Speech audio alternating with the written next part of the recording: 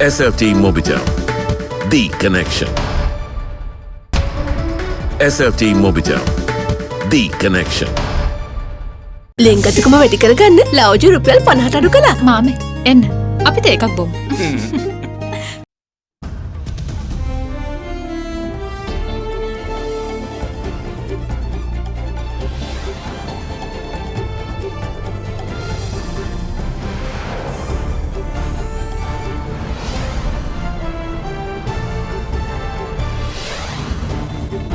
Tonight, D-Day beckons.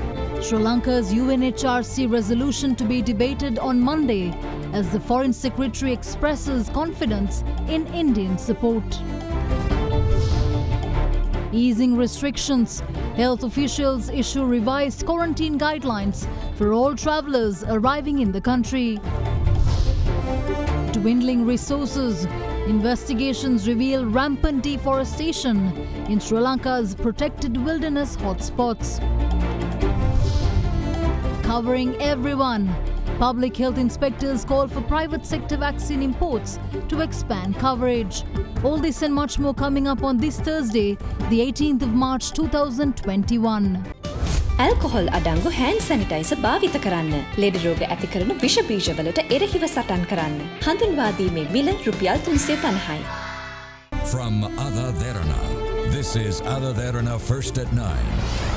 Live from Studio 24 in Colombo.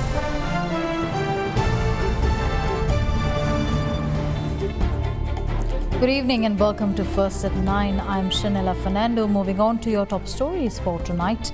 The United Nations Human Rights Council is set to debate its resolution against Sri Lanka next Monday. Further, a vote is expected to be held on the same day or the next. In this backdrop, Foreign Secretary Admiral Jayannath Colombage says that he is confident of Indian support for Sri Lanka next week. However, Indian external affairs sources have told Indian media that no such decision has been communicated by the Indian government as yet. Sri Lanka's battle with the co-sponsors of the Human Rights Council resolution is set to come to a head on Monday during the final 2 days of the 46 sessions of the UNHRC in Geneva. The revised resolution, for which the deadline for incorporation was Tuesday this week, has been moved by a core group of countries led by the United Kingdom, Canada, Germany, Malawi, Macedonia and Montenegro. So far, a total of 21 countries outside the Western region showed support for Sri Lanka against the resolution, with the majority of the countries that have expressed support for the resolution from the Western sphere. Last month, Foreign Secretary Admiral Jayannath Colombage called it a clear sign of Western bias against Sri Lanka. Earlier last month, in his address to the 46 UNHRC sessions, Foreign Minister Dinesh Gunawardena labelled the resolution baseless and a tool being used by hegemonic forces against Sri Lanka. The Foreign Minister also hit back at the report, citing what he termed a prejudicial agenda within its recommendations, and accused the OHCHR of failing to take into consideration and publish the Sri Lankan government's own written comments on the authenticity of the evidence included in the Darusman report. Meanwhile, in an interview with an Indian media outlet, Foreign Secretary Admiral Jayannath Colombage has stated that he expects the Indian government to provide its fullest support for Sri Lanka next week. However, according to the report, the Indian External Affairs Ministry has responded, stating that no such decision has been conveyed by the government as yet. Sri Lanka's best health insurance with the fastest claim settlement. Soft Logic Life. Pay just 500,000 rupees to reserve your unit today. Mulberry Residence. The token strike launched by the locomotive engine operators and guards unions were called off today following discussions with Subject Minister Gamini Lukuge. The strike was launched over a number of demands, including the reversal of the government's decision to recover damages from railway workers for errors during collisions. Locomotive engine drivers and railway guards launched a token strike last night over a number of demands, including the reversal of the government's decision to recover damages from railway workers for operating errors they make. As a result, train operations were limited, causing severe inconvenience to daily commuters.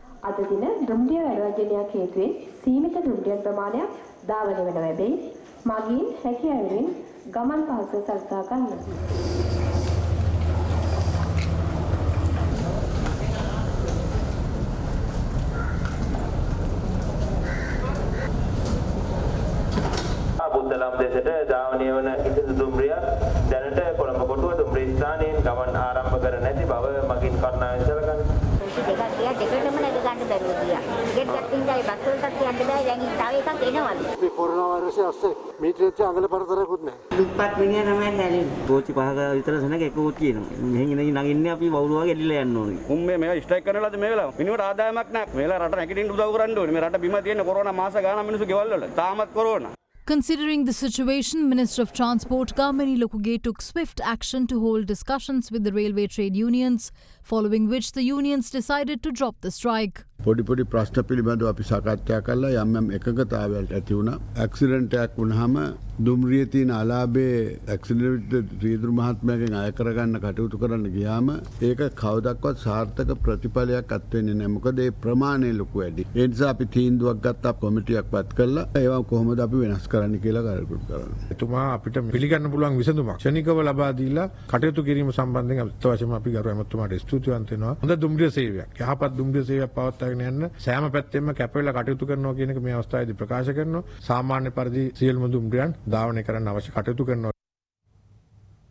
Health officials released a revised set of guidelines that list out new quarantine procedures for vaccinated and non-vaccinated inbound travellers to Sri Lanka. The guidelines will include both tourists and Sri Lankan returnees with PCR test requirements changed to promote higher tourist arrivals and make Sri Lanka more competitive regionally. The Ministry of Health has issued a set of revised quarantine guidelines for travellers arriving in Sri Lanka. The guidelines list out procedures to be followed by any Sri Lankan citizen, dual citizen or foreign national. They are also expected to undergo a PCR test on the first day of arrival from a private or public sector laboratory.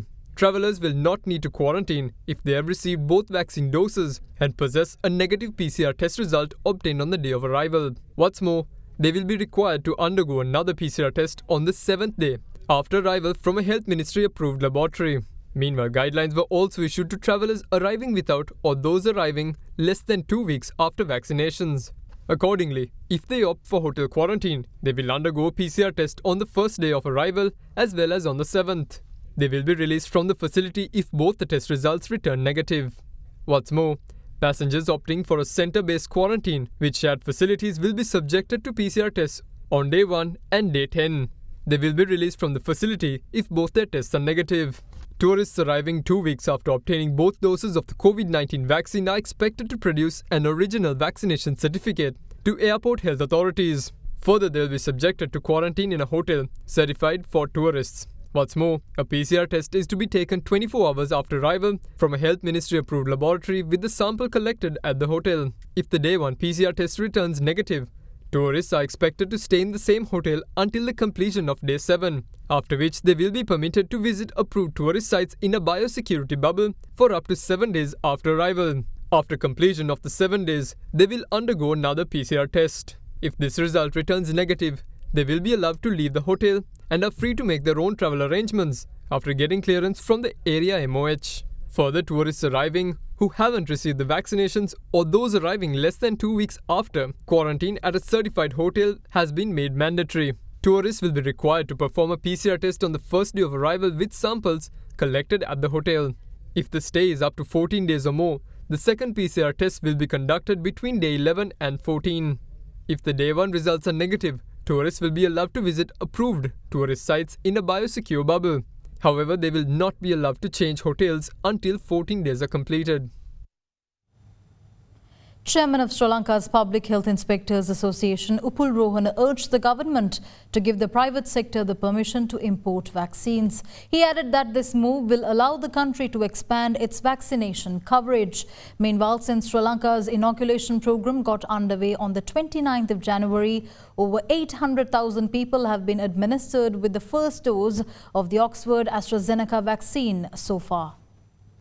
Sri Lanka is currently conducting its vaccination program using the Oxford AstraZeneca vaccines obtained via the COVAX facility and purchases from India's Serum Institute. However, due to the limited number of vaccines available in the country, the administration of the Oxford AstraZeneca vaccine has been localized to the western province at the moment. With this being the case, The Public Health Inspectors Association of Sri Lanka urged the government today to allow the private sector to import vaccines in order to widen the vaccine coverage. දැනට ලංකාවේ COVID-19 අසාධ්‍ය වැඩි ප්‍රමාණයක් කර්මාන්ත ශාලා සහ අනෙකුත් වැඩ කරන ආයතනවල වාර්තා වෙනවා විශේෂයෙන් ඇඟලුම් කම්හල් ඇතුළු කර්මාන්ත ශාලා ඊළඟට අපේ ප්‍රමුඛතාවය යුත්තේ එන්නත් ලබා දීම සඳහා වැඩ කරන ජනතාව ඇඟලුම් කම්හල් ඇතුළු කර්මාන්ත ශාලා සියල්ලම වැඩ කරන ජනතාවට තමයි ප්‍රමුඛතාවය ලබා දිය යුත්තේ. ඒ අවශ්‍යතාව සැපරීම සඳහා රජයට මේ මොහොතේ ඉඩකඩ ප්‍රමාණවත් නැත්නම් ඉතාම පැහැදිලිව කළ යුතුව තියෙන්නේ පෞද්ගලික අංශයට මේ එන්නත් ලංකාවට ආනයනය කිරීම සඳහා අවශ්‍ය අනුමැතිය ලබා දීම ලංකාවේ එන්නත් ආවරණ ඉහළ නංවා ගැනීම සඳහා මෙවැනි ක්‍රමෝපාය භාවිතා කරන්න වෙයි ඉදිරියට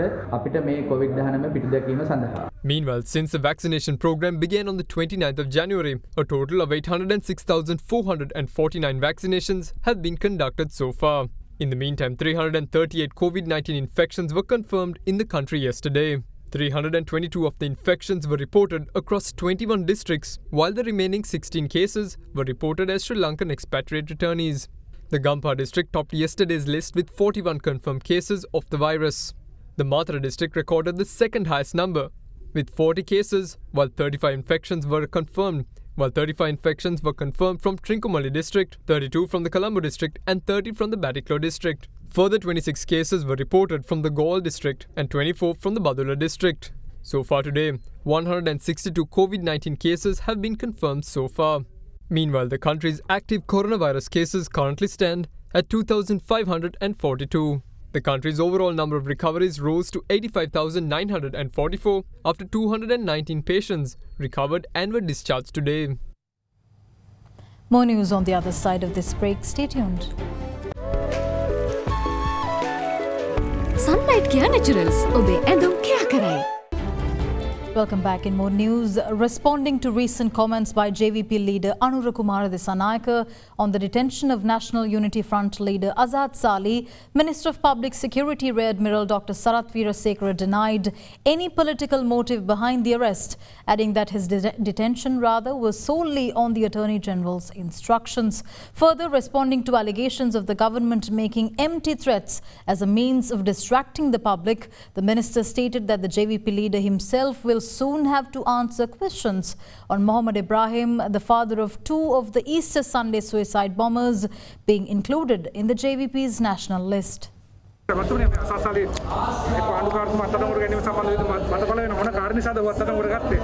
මේමයි අසාසාලිව අත්අඩංගුවට ගත්තේ ත්‍රස්තවාදී වැළැක්වීමේ පනත යටතේ. ඒ කියන්නේ ඔහු පාස්කු ප්‍රහාරයට ඍජුව හෝ වක්‍රව සම්බන්ධ නිසා ඒ විමර්ශන කටයුතු වලින් එන සාක්ෂි ගොනු කළාට පස්සේ තමයි එකතු වුණාට පස්සේ තමයි අත්අඩංගුවට ගන්නෙ. ඒ වගේම තමයි ඔහු ප්‍රකාශිකුත් කළා මේ ශරියා නීතියක් තියෙන්න ඕනේ අපේ රටේ නීතියට ගරු කරන්නේ නැහැ. ඉතින් ඒ වගේ ආගමික අන්තවාදී අදහස් ප්‍රකාශ කරනකොට ආගමික අන්තවාදය තමයි ඊට පස්සේ ත්‍රස්තවාදය කරා යොමු වෙන්නේ. ඒක නිසා ඒ ප්‍රකාශයත් ඒකට දායක වෙන්න ඇති.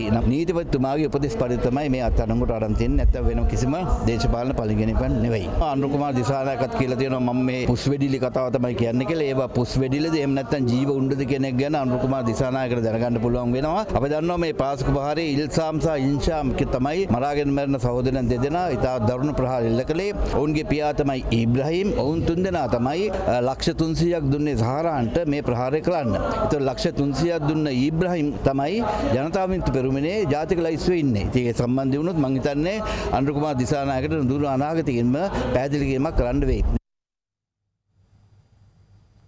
With reports of rampant deforestation being carried out in many of Sri Lanka's protected areas, we took a closer look at the reports and uncovered some disturbing incidents around the country.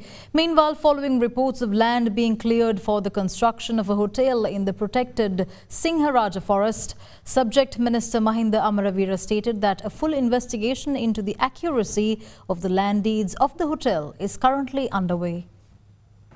AdaDerana recently brought to light massive deforestation being carried out in the area of Diabeduma in Konduruava within the Alahara Division Secretariat.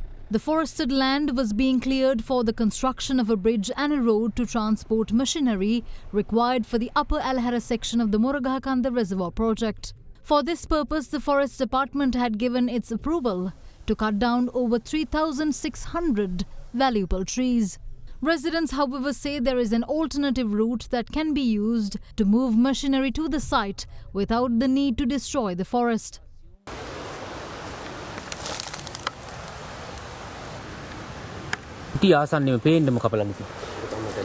Meanwhile, more deforestation being carried out in the areas of Gonamada, Puakpiti and Kaudagammana, located on the banks of the Dunuvila Oya in the Knuckles Reserve, has also been exposed.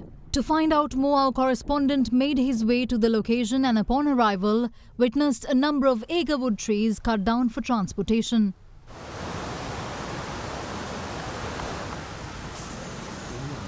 Meanwhile, residents of Thammannava in Katharagama staged a protest recently following reports that unauthorized forest clearing was taking place in the area of the Thammannava Reserve.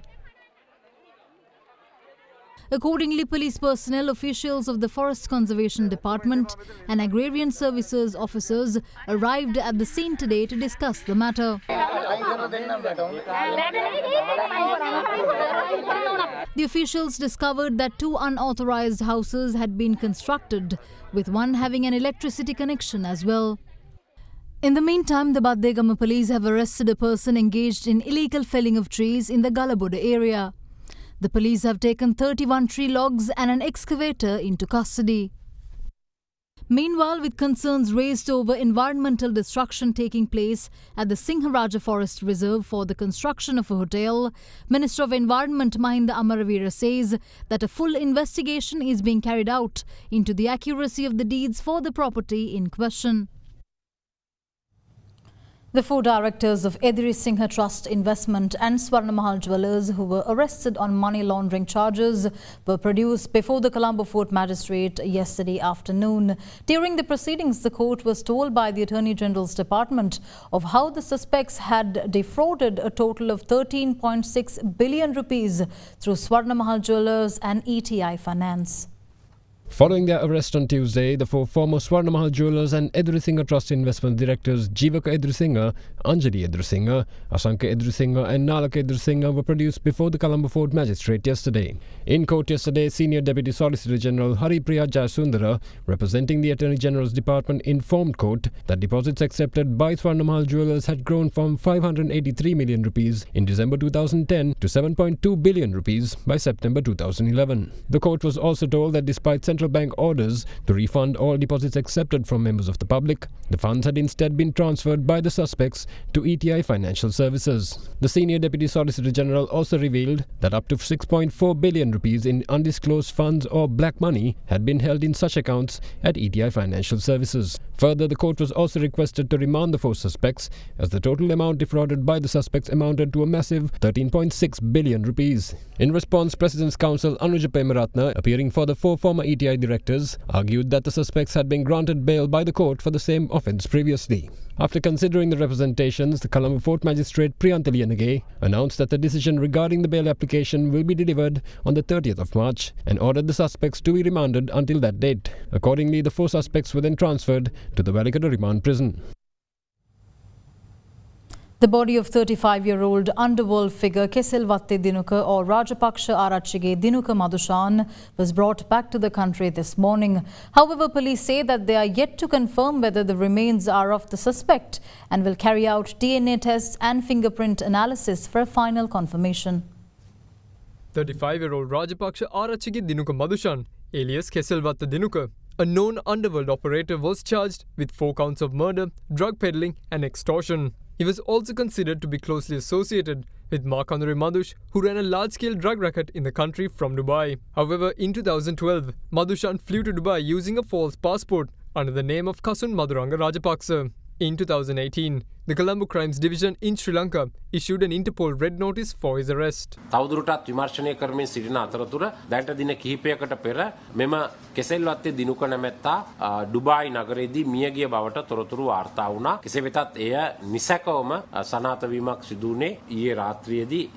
නමුත් ඔහු එම නමින් නෙමෙයි මියගොස් තිබුණේ වෙනත් නමකින්. ඒ මියගිය පුද්ගලයා ලෙස සඳහන් වී තිබුණේ රාජපක්ෂ කසුන් මදුරංග නැමැති තැනැත්ත. Accordingly, the remains of Keselwatte Dinuka were brought back to Sri Lanka from Dubai on board a Sri Lankan Airlines flight today. Even though Dinuka's mother arrived to claim his body, due to the disparity in the names, the remains were not handed over to her. Accordingly, the police are taking steps to ascertain whether the remains brought to the country this morning belong to 35-year-old Dinuka Madushan. සත්‍ය වශයෙන්ම විදේශගත වූ රාජපක්ෂ ආරච්චිගේ දිනුක මදුෂාන් නොත් කෙසෙල්වත්තේ දිනුක නැමැත්තාගේ මෘත ශරීරයේද මෙසේ රැගෙන විත් තිබෙන්නේ යන්න පිළිබඳව DNA පරීක්ෂාවක් සිදු කිරීමටත් ඒ වගේම විශේෂයෙන්ම ඔහුගෙන් මීට පෙර කෙසෙල්වත්ත පොලිසිය මගින් ලබාගත් ඇඟිලි සලකුණු තිබෙනවා. ඒ ඇඟිලි සලකුණු මෘත ශරීරයේ ඇඟිලි සලකුණු සමග සසදා සත්‍ය වශයෙන්ම අපිට අවශ්‍යව සිටි සැකකරුද මෙසේ මියගොස් තිබෙන්නේ යන්න පිළිබඳව විමර්ශනයක් පවත්වනවා. පශ්චාත් මරණ පරීක්ෂණයක් මීගමු අධිකරණ වෛද්‍ය නිලධාරීවරයා විසින් පැවැත්වීම නියමිතයි. එහිදී ඒ මරණය පිළිබඳව හේතුව දැන ගැනීමට හැකියාවක් ලැබෙයි. කෙසේ වෙතත් මේ කොවිඩ් වසංගතයත් සම්බන්ධ තියෙන නීති රීතීන් අනුව කුමන හේතුවක් මතවත් ලංකාවට ගෙනෙන මෘත ශරීර නිරෝධායන නියෝග අනුව ඒ ප්‍රදේශය තුලම ඒ මීගමුවට ආසන්න ප්‍රදේශයක් තුලම අවසන් කටයුතු සිදු කළ යුතු වෙනවා. Prime Minister Mahinda Rajapaksa has put to rest public concerns of an imminent LP gas price hike, saying that no such hike is necessary during the festival season as sufficient stocks remain available at present. Addressing a meeting to review the current status of the economy, decisions were taken to provide relief on essential food items. Prime Minister Mahinda Rajapaksa chaired a meeting to review the current status of the economy and the consumer goods market yesterday. During the meeting, discussions were held on providing relief to essential food items including coconut, rice, fish, meat and gas. At the meeting, the Prime Minister stated that there remains no need to increase LP gas prices during the festive season as there is no shortage in the country. Meanwhile, with prices of essential food items increasing in the global context, representatives of the central bank stated that relaxing import controls could create a market shortage. What's more, the officials also added that the country should look to earn foreign exchange by exporting locally produced goods. In addition, Prime Minister Rajapaksa also instructed the Director General of Customs Department, retired Major General Vijitha Ravipriya, to implement a mechanism to distribute stocks of rice currently in the department's custody to the public through Lanka Satosa. Discussions also centered on releasing rice reserves at the Paddy Marketing Board and in purchasing 25 metric tons of rice from local producers. Opposition leader Sajith Premadasa calls on the government to reveal its stance on the rupee depreciation. Addressing the 56th leg of his mobile service, he went on to say that the government during their tenure in the opposition were vocal in their criticism but remained silent on the issue now. The 56th public engagement session of opposition leader Sajith Premadasa was held in Lunava, Moratuwa yesterday. අපේ ආණ්ඩු බලයේ තියෙන කාලේ රුපියල අවප්‍රමාණය වෙනකොට එවකට විපක්ෂය නොකියපු දෙයක් නැහැ. මම විශේෂයෙන්ම අහන්න කැමති මේ රුපියල අවප්‍රමාණය වීම පිළිබඳව මොකක්ද දැන් ආණ්ඩුව කියන්නේ? විශේෂයෙන්ම තමුන්නාන්සලා දන්නවා වර්තමාන වෙළඳ ඇමතිතුමා ආර්ථික පාඩම් විපක්ෂයේ ඉඳගෙන අපේ ආණ්ඩුවට උගන්වන්නට කටයුතු කරා. අපි අහන්න කැමති මේ ආණ්ඩුව ආර්ථික පාඩම් ඉගෙනගෙන තියෙනවද? ජනතාවගේ ප්‍රශ්න උග්‍ර වෙනකොට වර්තමාන ආණ්ඩුව අහක බලා ගන්න. අපිට පෙනෙන විදියට අද සෞභාග්‍ය ලැබෙන්නේ මේ රටේ පාලකයන්ට පමණයි. මැති ඇමතිවරුන්ට පමණයි. The Colombo Crimes Division is due to interrogate former Minister Rajitha Senaratne and former MP Chatura Senaratne over a false complaint by a journalist alleging that he was abducted and assaulted. However, following a lengthy investigation by the Colombo Crimes Division, the complaint by the 62-year-old journalist and owner of the Searata newspaper was proven to be false. A freelance journalist of the Searata newspaper had lodged a complaint with the police on the 10th of March, alleging that he had been abducted and assaulted by a group of unidentified individuals. A series of photos of the victim have been circulating on social media, leading to various parties expressing outrage at the incident and accusing the government of attacking media personnel. In the photographs, the 62-year-old owner and journalist of the Searata newspaper displayed various injuries and burn marks allegedly caused by his attackers.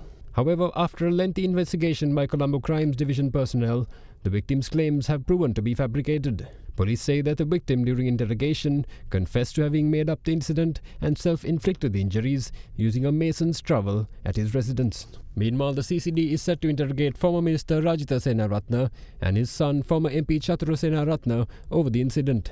At a media briefing held today, police spokesman DIG Ajit Rohana revealed that the journalist in question had visited the office of Chatura Senaratne in Tibrigasyaya, where he had also met with former Minister Rajda Senaratne at the location before the incident.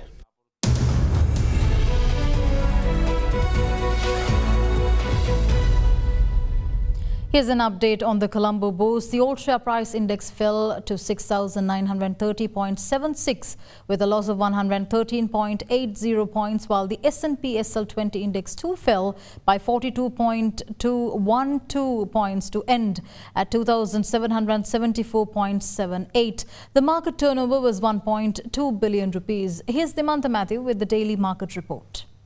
Today again we are seeing another selling pressure in the market. The selling pressure seems to be onto the high side as the market declined by 113 points as the index dropped below the psychological 7,000 mark. So today the market closed at 6,930 points, and overall we saw significant amount of selling pressure, especially coming from the retail favorite counters that have been on the high turnover list for a long time now. So these counters have been declining in value, significantly affecting the index. We are also seeing sizably higher level of turnover today, close to 1.3 billion rupees. Capital goods counters turnover is increasing. However, the banking sector has been slow today. Today we saw a bit more turnover coming in from the food and beverage sector, which is another positive sign.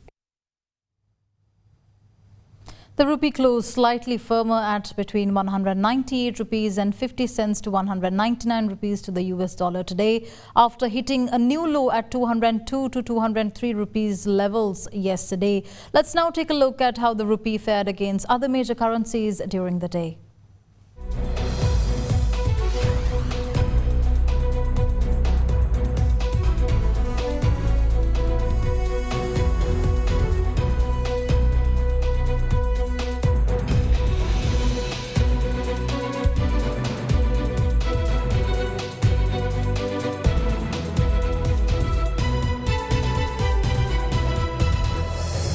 With that, we wrap up tonight's edition of First at 9. Thank you for joining. I'm Shanella Fernando. Have a good night.